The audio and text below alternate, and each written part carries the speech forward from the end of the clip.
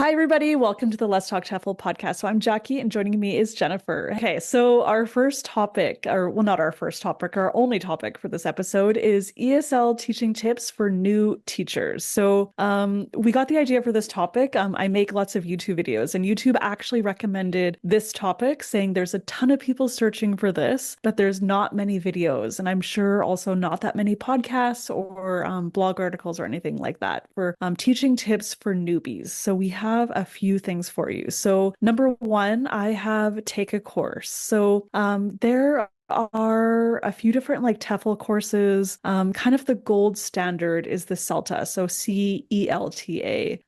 That's like the month-long, 120-hour TEFL certificate kind of. And part of it is in person because you have to do observed teaching. So I think that is probably the best way to learn about teaching, to become a good teacher, and just like level up your teaching. So Jen, what do you think about that? Would you ever recommend like say an online course, or is the in-person better, or what do you think? What do you think about that? I think in person is 1,000 times better, but not even all in-person courses are the same. In person with like highly qualified instructors and observed teaching practice with real students is obviously going to be absolutely the best. I think a lot of courses you are doing mock lessons with your classmates as pretend students, and that is better than no observed teaching practice, but obviously real students I think is better. I will say a little part of my soul dies whenever I see people encouraging interested parties who want to become teachers to just look for like a $40 class on Groupon. That is, I would say, somewhere lower on the scale than watching YouTube videos from practicing teachers, in my humble opinion. Like that's literally just paying for a certificate. So I had a little I have a little story about that. One of my please do. coworkers in Korea at my university, who shall not be named, if he's listening, he'll know exactly who it is that I'm talking about right now. Anyway, he wanted to pad his resume with a little like TEFL certificate.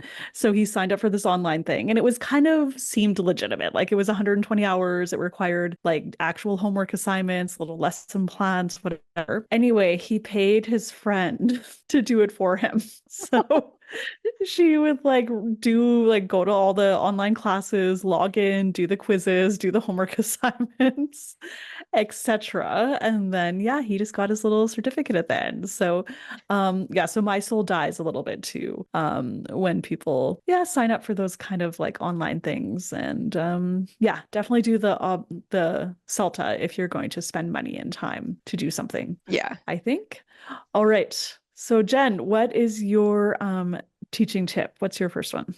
My go-to for everything you don't know how to do, YouTube. There are so many teacher YouTubers, particularly people who are teaching overseas and like trying to encourage new people who want to experience life teaching overseas or whatever question you have, just be as specific as you can about what issue you want to learn the answer to. And there's a pretty good chance that there will be a YouTube video about it. And just look at a variety of teachers and how they would approach the same situation, and then see what works for you and your personality and also your teaching situation if you are already teaching. And if you're not already teaching, then just the broader the variety of other people's input that you can get, I think will be helpful in preparing you. And I'll just give a little shout out to a few of my favorites. One is ESL Teacher 365. She knows, like, I think, oh wait, maybe she was on this podcast, actually. I should have looked up which episode. We Anyway, can put it in the she's show a notes. star. She's a star who knows like a million languages, and I think she teaches in Spain, so she's excellent. And then also Etiquette English teacher who is on this show as well. And he's a passionate teacher and who's knowledgeable about a ton of stuff. And also I have a bunch of YouTube videos, so just have a quick look for Jackie Bolen. Bolen is my last name, and I have a million videos on how to plan lessons and do all kinds of things like that. Yeah, And I haven't seen Teacher 365, whatever, something 365, ESL teacher 365. 365. But Etiquette, definitely, not only is he very knowledgeable, I really like the way that he presents his sort of teaching tips. I find them, it's very easy to sort of put yourself in the situation and learn what he is imparting. So yeah, little extra shout out there for him. Excellent videos. Exactly. Yes. Yes. Okay. And so tip number 3 for new ESL teachers is to make a little lesson plan. So, I mean, what's that saying? If you fail to plan, you plan to fail. I'm pretty sure I got it right. I didn't even practice it at a time. So if you plan to fail, or if you fail to plan, you plan to fail. So I mean, you don't have to spend your days like slaving away making lesson plans, generally. However, just a little something, even in like a couple minutes or a few minutes, will go a long way to helping you do a better lesson. So there's different kinds of lessons and styles of lessons, and it depends what you're focusing on, like grammar, vocabulary, listening, reading, writing, whatever. However, there's kind of just some steps that you can use for most of these kinds of lessons. So I'll just give you a brief overview. So think clearly about your aim. So for example, you want to teach the irregular verbs in the simple past, or you want to focus on the structure of a 5-paragraph essay and writing a better thesis statement, something like that. So what is your aim? Make it detailed and specific, or you want to teach like a certain vocabulary set about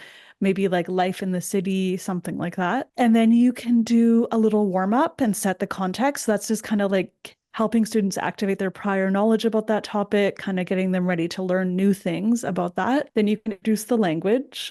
So whatever is new for the students, introduce that, but try to make it as student-centered as possible. So kind of let them discover the language, do a little presentation, but keep it down to a few minutes or less. Don't just lecture and talk. And then students can do some controlled practice. So things like fill in the blanks, just kind of like simple things, choosing a word, matching, that kind of thing. And then students can do some freer practice. So this is kind of more like open-ended things. So that's kind of just like the basic way that you would go about planning a million different kinds of lessons for a language class. Yes, I will slightly disagree with you that a few minutes is fine. A few minutes is fine once you have experience teaching. If you're a new teacher, I would say that it is vital that you set aside some time to plan your lesson, just because any activity that you haven't done before, if you've ever had any kind of job before, then you know when you first start a new job with some sort of skill set that you have not previously had to use, you do have to put in some time to become familiar with the best way to do things, and teaching is absolutely no different. So when you first start, you will find yourself needing a bit of time to make a good lesson plan and not only think of all the steps that need to go into it, but also kind of troubleshoot and think of where things might go off the rails, and just mentally prepare yourself for different scenarios and how you would react, especially if you're like me and you may not necessarily be super great at just rolling with stuff if you haven't sort of mentally prepared for where things might need a backup plan. So that's yes, just that is true. That is true. Yeah, when you're new to teaching, it certainly can take more than a few minutes. I kind of underestimated that. But I mean, I think some teachers just kind of walk into the class and open up the book and are like, what page am I doing? I mean, so if that's kind of where you're at, then even 5 or 10 minutes compared to that can really do a lot to help you have a better lesson. And one tip for newbies is always have a few, I call them like emergency activities. So sometimes you think you plan this lesson and you have a class that's like 45 minutes, and then sometimes your students are done everything in like 12 minutes or like 17 minutes or whatever, and you're like, oh crap, like I still have 20 or 30 minutes with nothing thing. So always have like a couple kind of just emergency activities in the back of your mind for those kind of situations. And I know for me, I just kind of jot down a couple in my lesson just in case. And it kind of just helps me, like, I don't know, just feel like calmer and just more relaxed about the class. Like I don't have anxiety about like, oh God, this is going way too fast and I don't know what I'm going to do for the rest of the time. So always just kind of have that in your mind. Yes, that is the top tip. I think of anything in this episode, that is the top thing. Always have something in your back pocket. If the lesson is something that's below their level, or they have already learned that, and maybe you're just like their supplemental native speaker teacher or whatever, and they breeze through it and they're like, you're thinking, sure, this is 45 minutes, planned to the minute. They come in and they're like, zip, zap, zop, I'm done. Have something to fill that time that hopefully is related to the lesson, but in super emergencies, just needs must, whatever you can do, so it's not just dead time. But going back to the planning your lesson, if you can just stick in a couple of places where you have like an extra activity, something that you don't necessarily plan to do that day, but if everything is going really quickly, then it's already in your lesson plan. And if things are not going quickly, just skip over it and get to the next part of the lesson. Exactly. Okay, so let's go on to your next tip, Jen, that you have. My next tip, I'm going to go out of order because my next one will fit in well with making a lesson plan. The internet can be your friend. The internet is full of lesson plans and tips for teachers, and you don't have to reinvent the wheel, especially if you are teaching like a very common textbook or a very common grammar point thing. Places like busyteacher.org, although I do find that can be a little bit of a time suck just because there is so much on there that you really have to search through.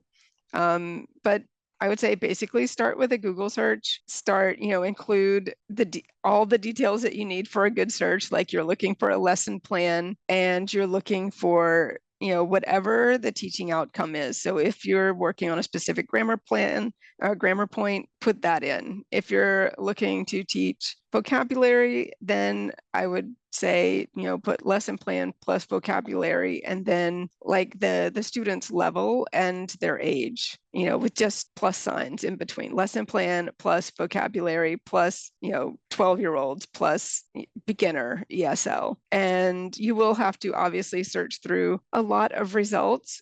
My little tip is I start with the images. If you can look at the images and somebody has very kindly posted their actual lesson plan, hopefully with some additional activities that they've used with it, then that can save you a lot of time. And even if it doesn't give you the lesson plan that you need, it can give you a jumping off point. You can see what somebody else has done and think of how you can adapt that to your class or the specific items that you're teaching. And so look. Okay, I have a little. Yes. I have a little power tip to add to that. Yeah. ChatGPT is where it's at. And Jen and I talked about how to use ChatGPT in your lesson planning or just in whatever in your teaching. It's amazing. It can make you like a custom made lesson. But it takes some knowledge of like prompts and how to do it and some practice. But if you can master it, I think potentially it can save you like over the course of your teaching career, hundreds of hours in planning lessons. So, and making worksheets, making like tests, whatever, that kind of thing. So ChatGPT, I highly recommend you get familiar with it. You're going to love it for teachers. And since we've talked about it, it has improved a lot. So use all of the technology that is at your disposal for sure. Exactly. Okay, so the next tip that I have, were you done with that one? I was done. It's a little bit laggy. I feel like I'm interrupting you all the time. Anyway, okay, the next tip I have is just to let it go. So this is like, when you're new to teaching and you have a bad class, it can be easy to like kind of let it get you down, and then like that night you feel upset, and and on the weekend you're just like a bit sad and think about it and dwell on it. But I mean, all teachers have bad classes, and sometimes it has something to do with you. Maybe you haven't really prepared the lesson well or whatever, but sometimes it's just like it's Monday morning at 8 a.m. or it's Friday night at 6 o'clock, or the students just had some other big exam the day before and they're exhausted from studying all night, or whatever the case might be. So sometimes it really absolutely has nothing to do with you. So yeah, just try your best to kind of think about, did I make a mistake in lesson planning, or was I impatient or something? So think about how it might be related to your teaching or something that you did. But yeah, if there isn't really anything and it's just kind of like a one-off, one bad class out of the, say, the 6 that you had that day, then just yeah, don't worry about it. Let it go and try not to let it like ruin your night or your weekend. Yes, definitely. Yes, sorry, I'm trying to formulate my words and it's early in the morning. Don't dwell on it. I'm one of those people that I'll lie in bed and I can't sleep because I'm like, oh, this lesson was terrible or whatever. If you have gone through and logically thought through, is there something that I could do better next time? And if so, then it's a teachable moment for the teacher. If not, yeah, you got to let it go. And that's something that I have to work on in my life, but still good advice. Yes, exactly. Exactly. I think it's like this in so many situations in our life. You know, you make mistakes or whatever happens. It's okay just to let it go and yeah, not dwell on it. Just focus on the future and think about Yeah. how can these other classes be better or even just the same if you're already doing a generally good job in your teaching. So it's fine. Okay, so we have one final tip from you, Jen. Yes. And I guess to tie back to what you just said with let it go, if you're having the same problem lesson after lesson after lesson, maybe it's time to not let it go. And my tip is to ask a friend or a coworker to watch you and give feedback. Obviously, a friend is if you're doing sort of a mock lesson, if you're practicing something at home, if you are at school and your coworkers aren't all also in class, have someone you trust watch you and give feedback. And that, I know a lot of people just felt the pit of their stomach curl up and die. But really, it is so, so helpful to get feedback from someone who teaches either the same students different things or different but very similar students, and someone who is familiar with the textbook that you're teaching, et cetera, et cetera, et cetera. And they can really give you invaluable input and improve your teaching. But it's very scary to put yourself out there and make yourself vulnerable like that. So that's my tip. For sure. It's a bit intense. I remember when I did the SALTA, I'd already been teaching for a number of years, like teaching adults or university students for a few years. So I was pretty confident and whatever going in, and like I had some skills. And then my first few lessons, my tutors were like, oh, well, actually, that wasn't really that student centered, or like that activity wasn't really a good match for this thing. And I was just like, oh, okay. Okay, like I don't know, it was a bit hard, but then I was like, I took it in like humbly. I tried to. And so at first I was like, oh no, it wasn't. Like that's not true. But then I went home and I thought about it and I was like, okay, they were right, actually. And I think it really helped me improve my teaching.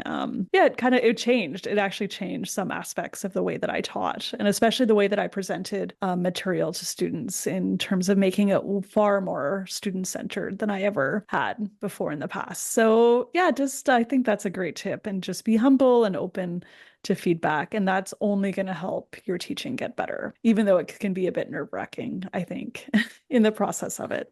Yes. Okay, so I think, oh, go ahead. Oh, no, I was just agreeing with you. Ah, perfect. Okay. All right. So that is it for us. You can find all the podcast information at eslactivity.org/podcast. It's been so long since I said that I had to think about it for a second.